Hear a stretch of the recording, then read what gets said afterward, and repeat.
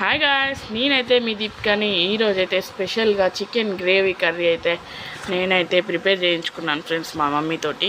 అది ఎలా తయారు చేయాలో మనమైతే చూసేసుకుందాం. ముందుగా మనమైతే స్టవ్ వెలిగించేసి ప్యాన్ పెట్టి 2 టేబుల్ స్పూన్ వరకు అయితే మనమైతే ఆయిల్ తీసేసుకోవాలి ఫ్రెండ్స్. ఆయిల్ 2 టేబుల్ స్పూన్స్ వరకు తీసేసుకున్న తర్వాత ఆయిల్ బాగా హీట్ ఎక్కాలి ఫ్రెండ్స్. ఆయిల్ బాగా హీట్ ఎక్కేలోపు నేను ఏమేమి పదార్థాలు కావాలో చెప్తాను. ఆనియన్స్ కట్ చేసుకొని ఉంచుకున్న ఒక 2 ఆనియన్స్ అండ్ పచ్చిమిర్చి, టమాటోస్, కొత్తిమీర, పుదీనా కట్ చేసేసుకొని పెట్టుకోవాలి ఫ్రెండ్స్. మనమైతే ఆనియన్స్ అందులోకి వేసేసేసి మనమైతే బాగా కలుపుకోవాలి. తర్వాత మనమైతే ఆనియన్స్ మగ్గిన తర్వాత పసుపు అయితే వేసేసుకోవాలి ఫ్రెండ్స్. చూస్తున్నారు కదా, పసుపు వేసుకొని మనం బాగా కలుపుకోవాలి. పసుపు వేసుకొని మనం బాగా కలుపుకున్న తర్వాత మనమైతే జింజర్ గార్లిక్ పేస్ట్ కూడా వేసేసుకోవాలి ఫ్రెండ్స్. చూస్తున్నారు కదా, జింజర్ గార్లిక్ పేస్ట్ కూడా వేసుకున్న తర్వాత మనం మళ్ళీ ఒకసారి మొత్తం కలిసేలా కలుపుకోవాలి.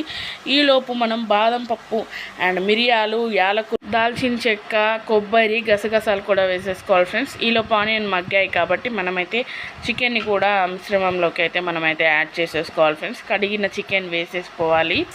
మొత్తం చికెన్ అయితే మనమైతే వేసుకున్న తర్వాత ఒకసారి కలుపుకోవాలి ఫ్రెండ్స్. చూస్తున్నారు కదా, తర్వాత మనమైతే మూత పెట్టేసి ఒక 5 to 10 minutes అలా వదిలేయాలి ఫ్రెండ్స్.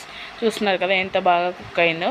కుక్ అయిన తర్వాత మనమైతే టమాటోస్ వేసేయాలి ఫ్రెండ్స్. చూస్తున్నారు కదా, నేనైతే 2 to 3 టమాటోస్ కట్ చేసేసుకొని వేసుకున్నాను.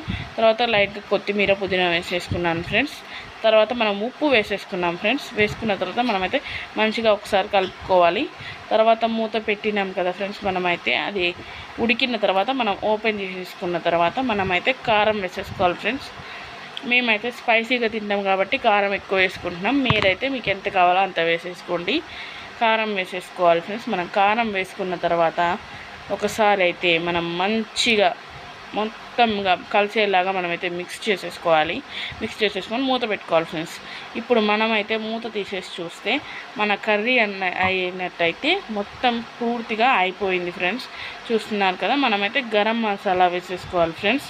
అండ్ ధనియాల పొడి కూడా వేసేసుకోవాలి. తర్వాత మనమైతే కొత్తిమీర, పుదీనా వేసేసుకొని గార్లిక్ చేసుకుంటే మన చికెన్ గ్రేవీ కర్రీ అయితే కంప్లీట్ అయింది. మీకు నచ్చినట్టయితే లైక్ చేయండి, షేర్ చేయండి, సబ్స్క్రైబ్ చేయండి. Thank you guys.